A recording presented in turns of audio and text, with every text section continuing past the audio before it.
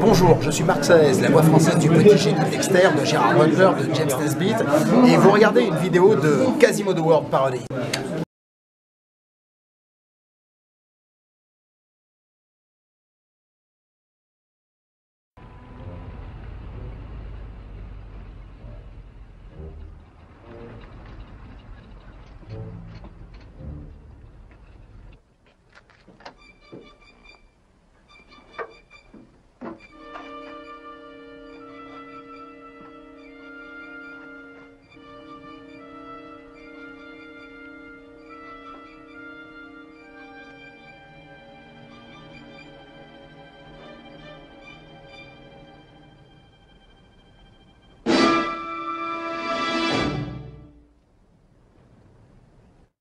Que vous arrive-t-il?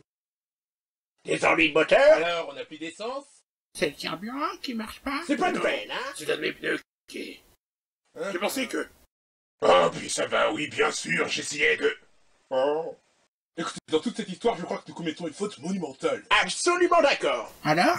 Nous sommes des imbéciles d'aller comme ça à l'aventure. En définitive, nous tournerons! C'est vrai, il a raison. Soyons un peu raisonnables, ne cherchons pas à tricher. Échangeons nos idées, et examinons tranquillement cette affaire. Tout à fait d'accord Eh avec... bien, nous arriverons certainement à une conclusion convenable.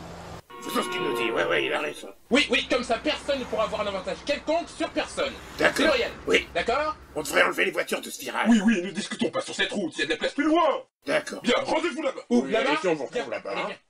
Là-bas. Ouais. Le mort a dit qu'il y avait une somme importante enterrée dans un coin du parc. C'est ce qu'il a dit. Au pied d'un W. C'est quoi le pied d'un W? On vous écrira quand on aura trouvé. Oui, mais non, ça va. Il existe une possibilité, rien qu'une possibilité que le mort il est vrai. Si c'est la vérité, il existe un fait. C'est que ce parc se trouve à 300 km environ. Alors je suggère que nous montions dans nos voitures et que nous roulions jusque-là à une vitesse normale. Et que nous ne perdions pas de vue les uns les autres. Bon, dès notre arrivée sur les lieux, nous nous mettrons à piocher, nous déterrerons les fameux dollars, en supposant qu'on trouve la cachette. Nous n'aurons qu'à partager entre nous, tout simplement. Oui, je crois qu'il a une bonne idée. Je suis d'avis qu'on le dise à la police. La police? Pourquoi la police? Laissez-la, elle est avec nous. Oui, il faut envisager un partage qui conviendra à tout le monde. Madame aussi ce que je pense. Nous sommes arrivés dans 4 véhicules. Je crois qu'il faut diviser la somme en 4 parts égales, c'est logique. 4 parts? Quoi 4? Mais de quoi parlez-vous donc? Si je comprends, vous auriez chacun un quart et Benji et moi on se partagerait un quart? Exact, c'est exact. Non mais qui vous foutez? Ça me paraît équitable, ça. Bien entendu, ça semble équitable, vous êtes dentiste. Nous on est escroqués, c'est tout. Oui, 350 000 $ divisé par 4, ça fait... 4 x 9, ça fait donc exactement 87 500 billets. Oui, c'est ça, c'est exactement ça. Ainsi, vous trois, vous auriez 87 500 billets et Benji et moi, on devrait On partager... est 5 à être descendus dans le ravin.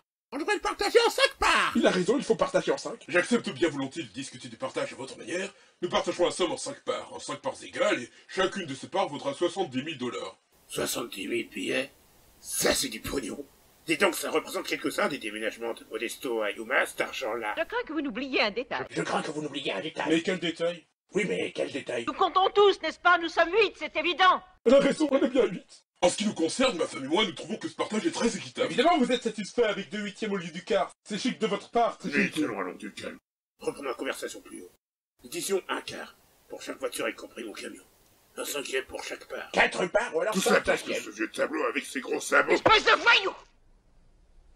Nous attribuons des parts à tout le monde. Tout le monde en aura. Voici. Nous sommes 8. 8 en tout. Cela donne donc 8 parts. Et nous avons 4 véhicules, ça fait donc 4 parts en plus, ce qui fait 12 parts au total.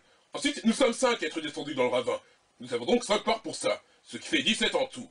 D'accord? 17 parts auxquelles on ajoutera le même nombre de parts qu'il y a de personnes dans chaque véhicule, soit 3 pour votre groupe, 2 pour le vôtre et 2 pour nous et 1 pour vous. Si on fait l'addition, ça donne en tout 25 parts. 350 000 $ divisé par 25 donne 14 000 $ par part.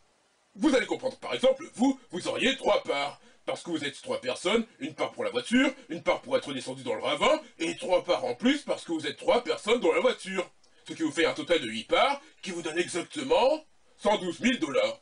L'avantage, c'est qu'il n'y aurait aucun frais. Même pas pour les chères belles-mères. En somme, d'après ce que vous dites, si c'est compté, j'ai une part déjà parce que je suis une personne, une part aussi pour être descendu, une part pour le camion, une part encore parce que je suis seul dans le camion. Mais de quelque manière que vous fassiez les comptes, dans ce coup-là, j'ai toujours marqué n'importe qui. Je vous explique encore une fois. Tenez, ces personnes, elles constituent un groupe. Elles sont 3, n'est-ce pas? Elles ont 112 000 $. Eux deux, là, ils ont moins, ça leur donne 97 000. Et les mois, nous avons 84 000. Et vous, par exemple, cela vous fera 56 000 dollars. À vous seul et sans impôt à payer. Sans impôt, comment ça? Je veux dire que si nous allons dans ce parc et qu'on trouve cette fortune, eh bien, je suis à peu près sûr que Lynn ne portera pas cette somme dans ses déclarations de revenus. En tout cas, moi, je ne compte rien déclarer. Mais de quoi vous parlez? Déclarer quoi? Je veux dire que ce n'est pas un genre de gain déclarable, c'est comme si c'était un cadeau. Mais si on doit trouver ce pognon, on sera bien obligé d'en faire la déclaration. Autrement, ce serait un vol pour le gouvernement. Et vous voudriez vous l'expliquer? Qui, moi? Voyons, monsieur, écoutez, si nous trouvons cette fortune, nous n'aurons aucun impôt à payer puisque ce sera de l'argent trouvé, donc pas d'impôt à payer. Il n'y a pas moyen de dépasser à l'as. Et même les commerçants, les hommes d'affaires qui, à longueur de vie, volent les pauvres gens, ils payent des impôts comme les autres. Moi, j'abandonne. S'il y a de vous un meilleur plan à proposer, qu'ils le disent. Nous sommes 8. Il est si simple de partager en 8. 3 pour nous, 2 pour... Ah, c'est désespérant. Jamais nous n'arriverons à rien s'il faut continuer à écouter la vieille chouette.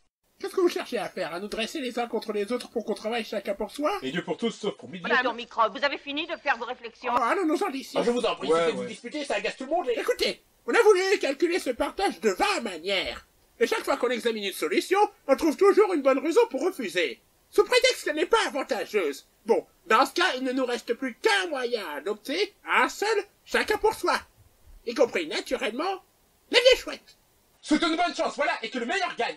D'accord. Acceptez-vous, vieille taupe, et que le diable vous en emporte. Oui, naturellement, nous sommes tous d'accord.